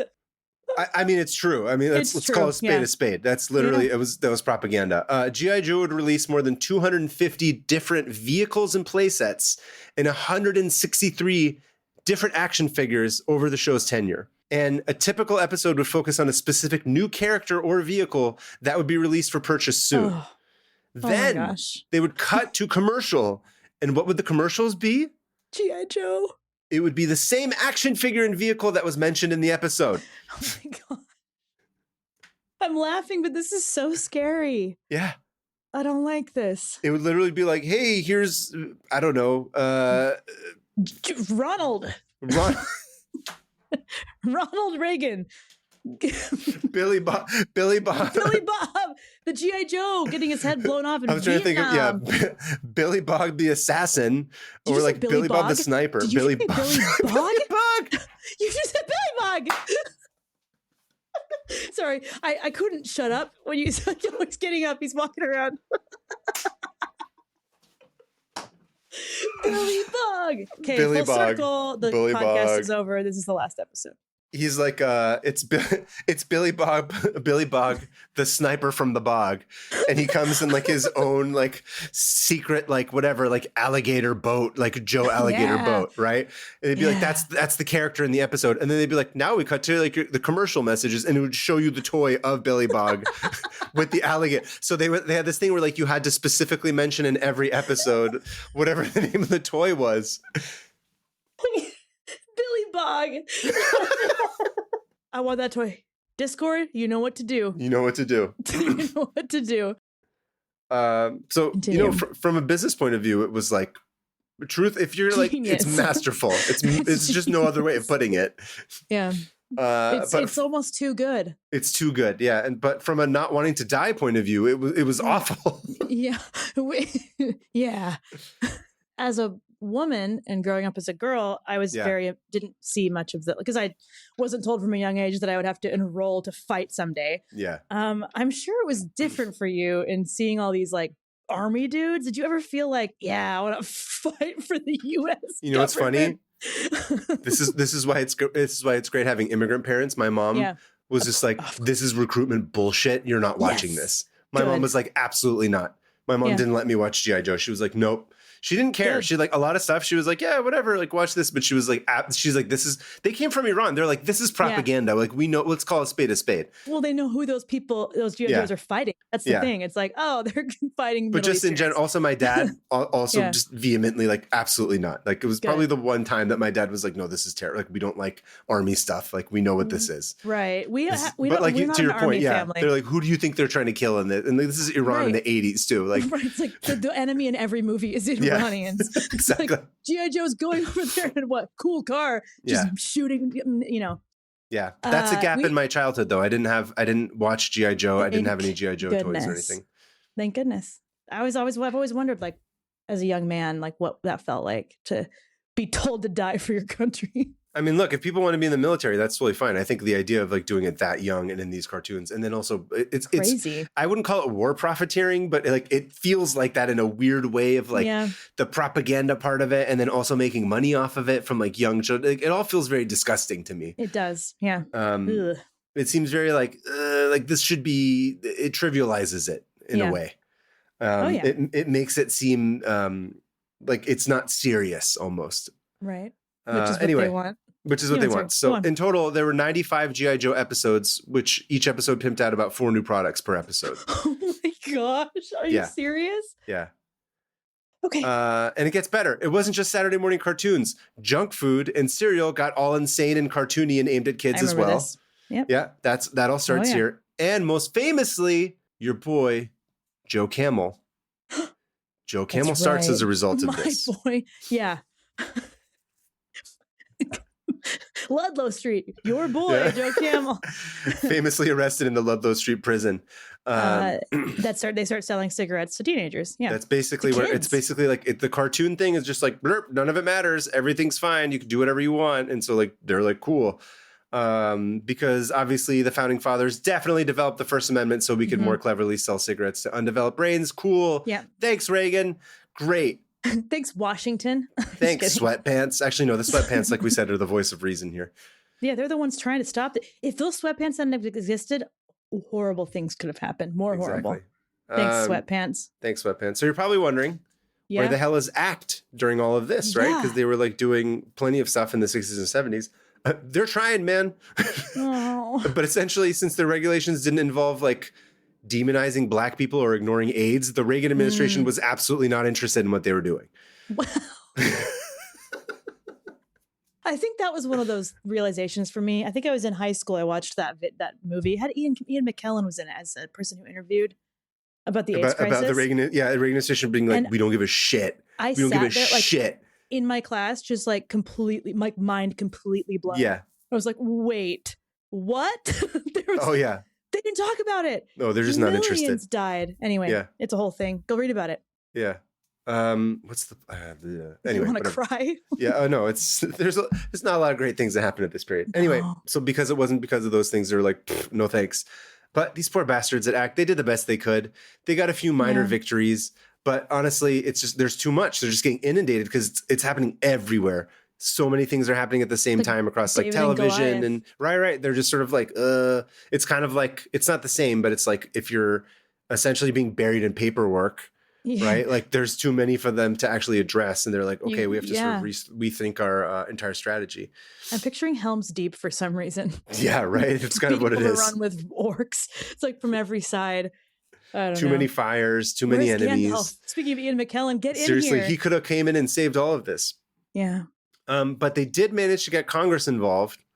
And they slapped together a very good bipartisan bill. The bill would have limited advertising during children's programming to 10.5 minutes an hour on weekends and 12 minutes an hour on weekdays. And it would have also required broadcasters to provide educational and informational programs for children as a condition of license renewal, right? You did say would have. I heard you say this in 1988, the House of Representatives passed the measure 328 to 78. Oh my gosh. But guess what happened? Oh, is it Reagan? It was Reagan. Reagan vetoed it. Oh, cool. What a dick. He is ruined. Okay. I can't. First Amendment, man. I want to ruin kids' lives. I want everybody dead. There are still so many things that are ripples from his era. Not everyone's like, oh, the homeless people, they're crazy. It's like, yeah, because he literally wouldn't let anybody go to the hospital. He closed all of the hospitals, all the mental health hospitals that you could just walk into, completely gone. Yeah. Sorry, the crack epidemic. It's fine. But never mind him, though, because eventually ACT was able to codify that shit into law. And in October 1990, President George H.W. Bush signed the Children's Television Act. Okay. An act of Congress ordering the FCC to implement regulations surrounding programming that serves the educational and informational needs of children, as well as the amount of advertising broadcast during television programs aimed towards kids. So they did get their 10.5 weekend and 12-minute weekday limits. Okay. The airing of advertising during children's programs of products associated with the program currently airing was prohibited. So the G.I. Joe model was scrapped. Yeah. You couldn't do that anymore. Good.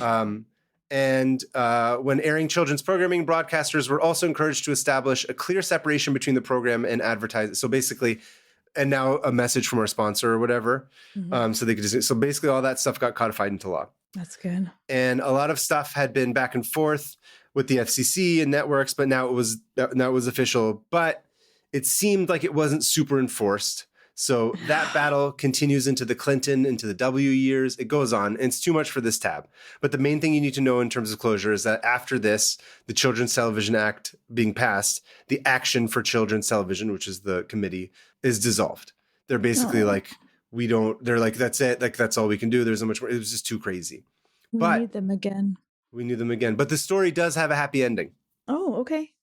On June 5th, 2004, Ronald Reagan fucking died, and it was awesome. The end. Thank goodness.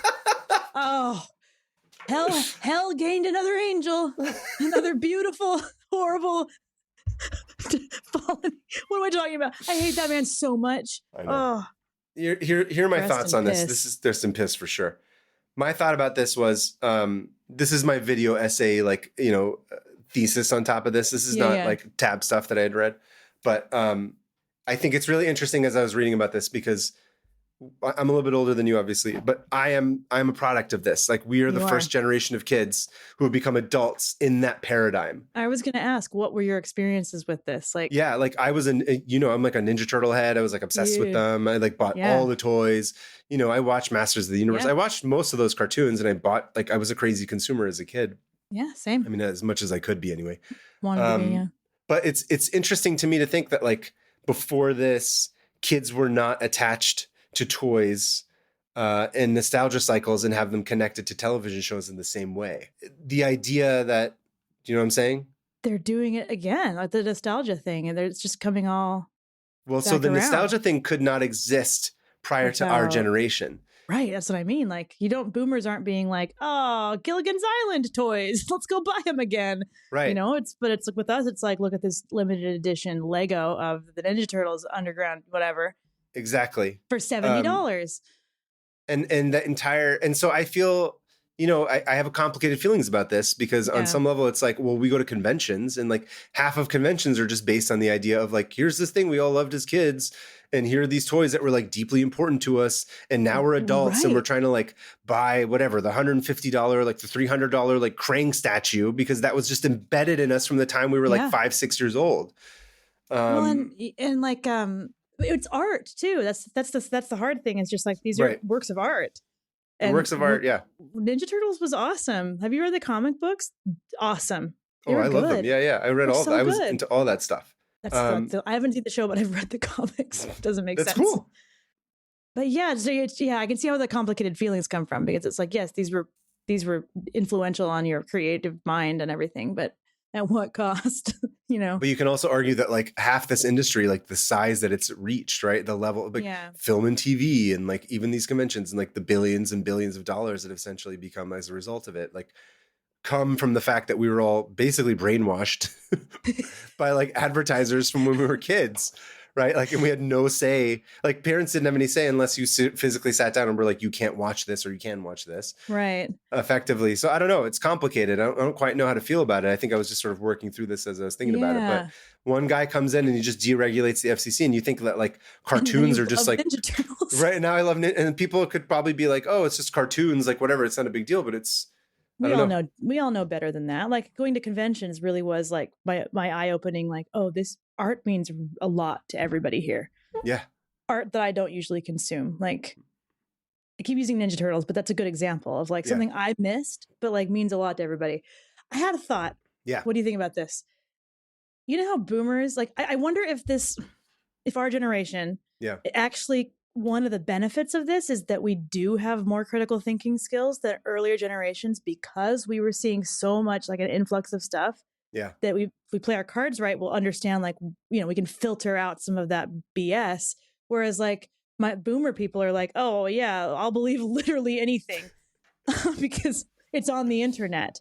If it's on the TV, it must be trustworthy, I wonder if that has anything to do with this. Like maybe the one silver lining of this, besides having some great art, is all these commercials were just such an onslaught that we kind of learned to filter some stuff out. I don't know. That's a thought I had. Not entirely sure, but I did think it was interesting that like this directly led to, the culture that the culture that we, not just like toys when we were kids. It's like these seeds were planted and like we are the full growth of that plant. And we're just like perpetuating it forever and ever. And it all comes back to like a guy becoming president and deregulating something because he thought that it had to do with the First Amendment for some reason. Anyway, elections, stupid ripple effect. It's so dumb and I hate it. Anyway, that's my tab. Reagan. Rest in piss, Reagan. That was a great one. I didn't know that there was like, it was so cut and dry. Like I said, like this was a very deliberate thing they did. Yeah. And I don't think anyone was thinking about it. I think they were just like, well, what's going to make us the most amount of money? They're not necessarily thinking about like the way that it shaped culture as a result of it. Or brains. Like back then, brains, it was like, even like now people are like, oh yeah, kids can't form memories of this and this. It's like, yes, they can. They can make deep associations from a very young age. And we didn't understand it, or at least no one wanted to understand it back then. Kids were just kind of other adults that were dumber and smaller. Yeah. Kids were future spenders is how they saw it. Also, when they complain about us being like, oh, you're so fixated on this, blah, blah, blah. I'm like, it's your fault. You guys did it. You basically trained us from a young age to want to be consumers and buy figures, and we're doing it well into our adulthood. Same with trophies. Keep the. Oh yeah, that's the whole thing. But we're here. You gave us the trophies, the participation trophies. We're buying toys to keep the economy afloat, so that you can keep cashing Social Security checks and staying alive with your Medi-Cal and Medicare. Like you taught us. No, it's an insane. That's crazy. That's got me thinking. I'm angry at Reagan again, as always. As you should be. Never stop being angry. I feel brainwashed and duped. Yep. But interesting. Anyway, fascinating. All right. That's Thank my you. tab. I should say one. It was a Freedium article by Jamie Logie.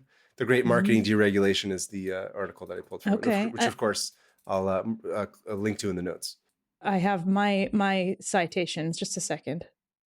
I forgot to say it at the beginning. The actual tab that I did was called Notorious Victoria, first woman to run for U.S. president. And it's from The Guardian, and it's written by Eileen Horn. Wrote this for The Guardian, and Notorious Victoria.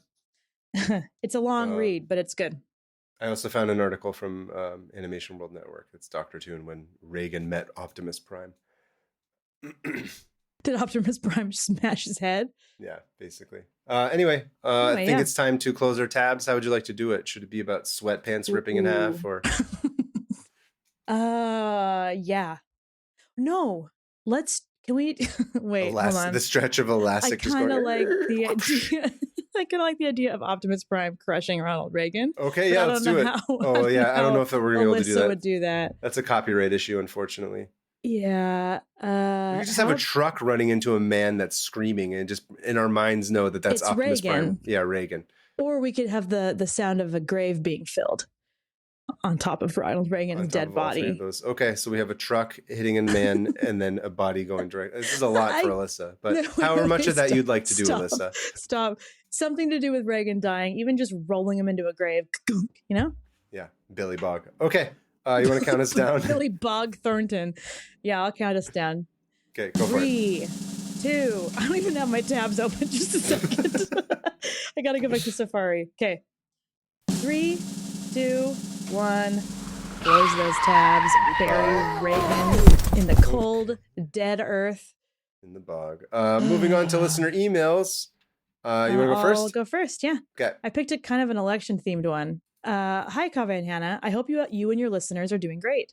2024 is a very big year in regards to election. Oh, this person is from Canada.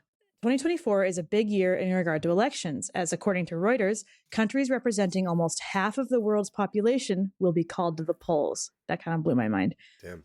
Although democracy is still a faint illusion in too many countries, and politics seems to have never been so divisive, we made great progress in regarding of voting rights if we look back in the past. And this is what my tab is about. The elections during Canada's humble beginnings. More specifically, I'd like to talk about what it would have been like to vote in the first half of the 19th century. First of all, people voted orally. Get your mind out of the gutter. I'm a garbage person. I'm horrible. Okay, Woodhull. Which is to say that everyone knew for whom you cast your vote. Votes and names were also written down in a document exacerbating corruption, intimidation, and retaliation. Furthermore, polling stations were closed when an hour had passed without any voters showing up. Oh. This meant that since everyone knew the results in real time, candidates would hire goons to allow their supporters to vote and then bar the way to the polling stations for an hour for a guaranteed win. Finally, unlimited free alcohol was supplied to the voters, which often led to riots. With such a tasteful cocktail, needless to say, that it was a shit show. Forgive my French, they said. Before 1867, year of the creation of the Canadian Confederation, at least 20 people had been killed throughout Canada while trying to vote. Wow. There's a lovely quote in my tab depicting a fight that occurred in Montreal in 1820 that I'd like to share with you. Quote, passions ran so high that a terrible fight broke out. Punches and every other offensive and defensive tactic were employed. In the blink of an eye, table legs were turned into swords and the rest into shields. The combatants unceremoniously went for each other's nose, hair, and other handy parts, pulling at them mercilessly. I don't know what that means. Okay. The faces of many and the bodies of nearly all attested to the doggedness of the fighting. I wish free alcohol was still served at the polling stations, but overall, I'm glad things have changed. We may not be legioned who are listening to your podcast yet, but we are keeping it Josie, and this is something you can be proud of. Cheers, everyone. I wish you the best. Your friend from the north. Oh, this person's anonymous, huh? No name. Your friend from the north. It sounds like a Game of Thrones character. Yeah, it does. It's Ned Stark. Well, thank you, friend from the north. That was an excellent tab. No idea that Canada had drunken riots at every election. Tracks. Awesome. Email number 2. Hello, Hannah and Kaveh. My name is Sam, and I'm a union organizer in Washington, D.C. Ooh. My tab for y'all is on the disputed history of the unofficial mascot of the union movement, Scabby the Rat. My hero. I know you would love it. I love rats. Bonus that this is from the strike paper in Pittsburgh. Josie Darity forever, as in like solidarity, but with Josie. Yeah. Sam. So I went, and it's a quick email, but I scrubbed through the article as well. I read through it. I'm going to send you some of the pictures.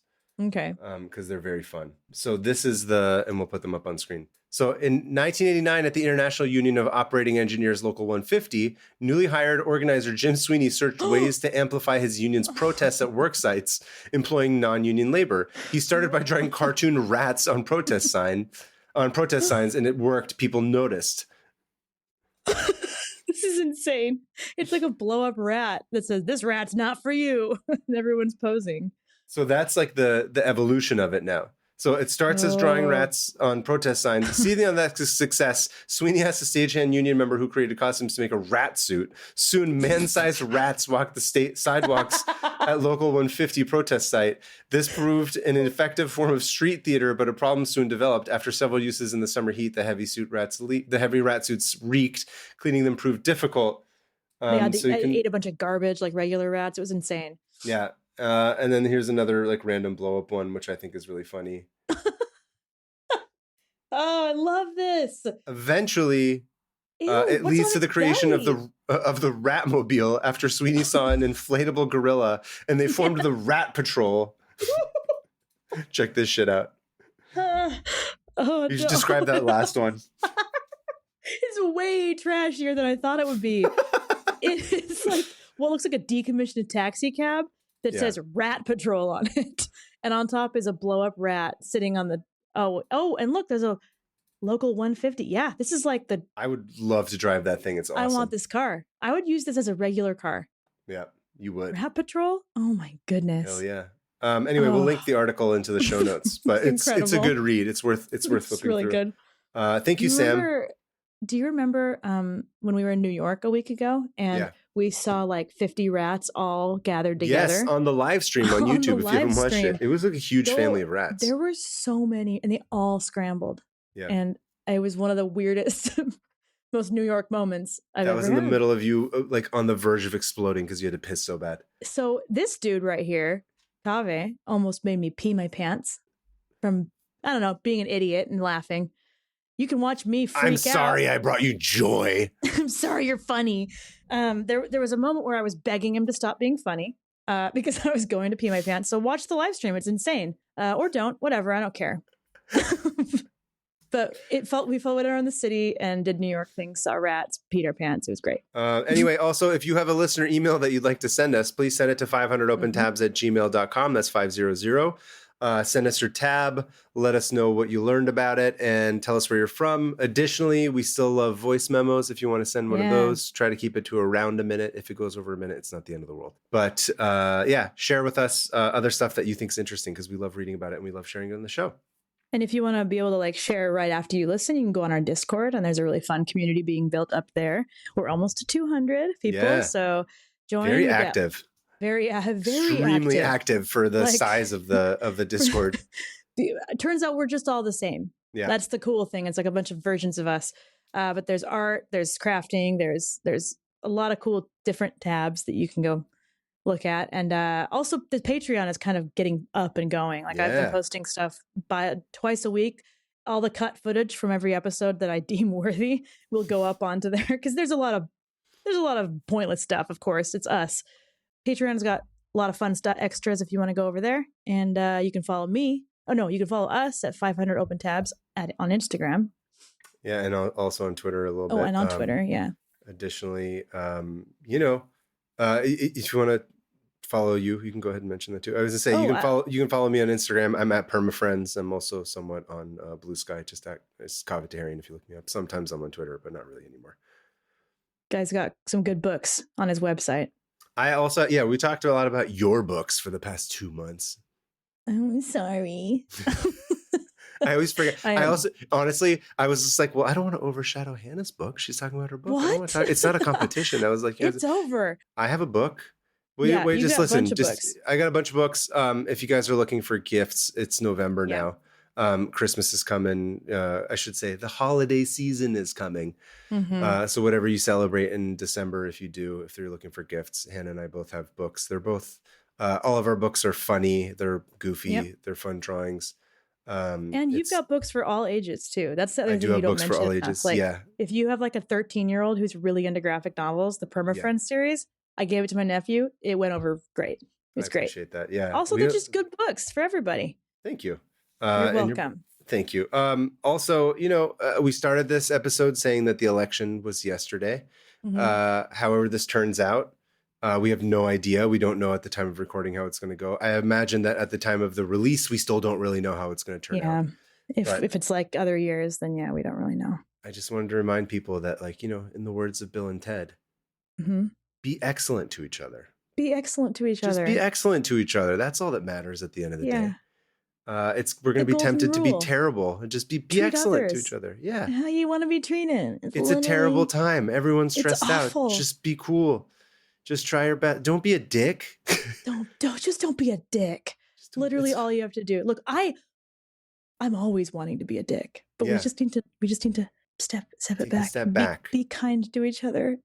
Unless they're trying to take your rights away, then you can be mean. Yeah, don't be kind to those people. Those aren't that's not what I'm talking about. Fight. That's understood. Fight. Yes. Yeah. But some people will take it as like, okay, I'm just gonna fight the bad guys. Yeah. Yes. But thank you for clarifying this. Yes. Yeah. I'm not saying to be nice to bad people. Yeah. Look, I'm not like, oh, so much for the tolerant left who are punching Nazis in the face. No, nothing like that. So don't be nice to Nazis. That's not what we're talking about here. Yes. Yeah. Go punch a Nazi. I don't know. Wow. Advocating violence, Hannah. I am. Anyway, the point was to say, be excellent to each other. Yes. These are tough times. Mm-hmm. We're all on edge. We're going to be stressed out. I'm freaking out right now. I'm saying this as if I'm not like pacing around like a crazy person in my apartment. If I don't distract myself, all I do is think about this election. Yeah. I'm going to try to be excellent to the people around me whom I love and to make sure that they're happy as best as I can. Same. And with that, we'll see you guys at the shitting wall next week. See you at the shitting wall. Secondus Nixon. Godspeed, friends. Godspeed. Godspeed.